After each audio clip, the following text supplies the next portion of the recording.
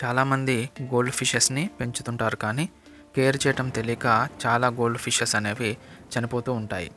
So నా ఎక్వేరియంలో 5 వరకు ఒరండా gold fishes ఉన్నాయి. అవి చాలా డల్గా ఉంటున్నాయి. ఎందుకు అని చూస్తే వాటి యొక్క ఫిన్స్కి చిన్నగా బగ్స్ అనేవి పట్టి ఉన్నాయి.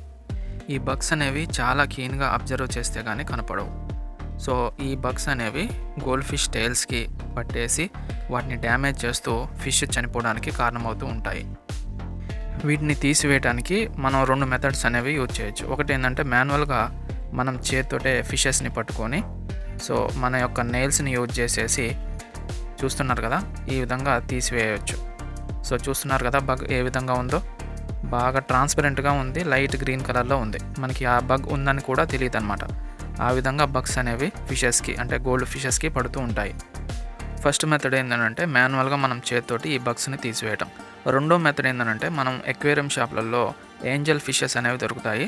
ఒక 2-3 ఏంజల్ ఫిషెస్ని తీసుకొని వచ్చేసి మన ఎక్వేరియంలో వేసినట్లయితే సో ఈ గోల్డ్ ఫిష్ టైల్స్ కంటినటువంటి బగ్స్ని అవే డైరెక్ట్గా తినేస్తాయి. దీనివల్ల గోల్డ్ ఫిష్ అనేది సేఫ్గా ఉంటుంది. చూస్తున్నారు కదా, దీన్ని ఏంజల్ ఫిష్ అంటారు. సో చూడటానికి బాగుంటుంది, అదేవిధంగా గోల్డ్ ఫిష్ని కూడా సేఫ్గా ఉంచుతుంది. కొంతమంది బ్లూ కలర్ లిక్విడ్స్ అనేవి యూజ్ చేస్తారు ఇన్ఫెక్షన్ రాకుండా. సో అవి యూజ్ చేసినా కానీ ఈ బగ్స్ అనేవి పోవన్నమాట. సో ఈ 2 మెథడ్సే మనం యూజ్ చేయాలి. ఈ విధంగా నేను అన్ని ఫిషెస్కి ఈ బగ్స్ అనేవి మాన్యువల్గా తీసేసుకున్నాను. సో చూస్తున్నారు కదా ఫిషెస్ అనేది ఏ విధంగా యాక్టివ్ అయ్యాయో.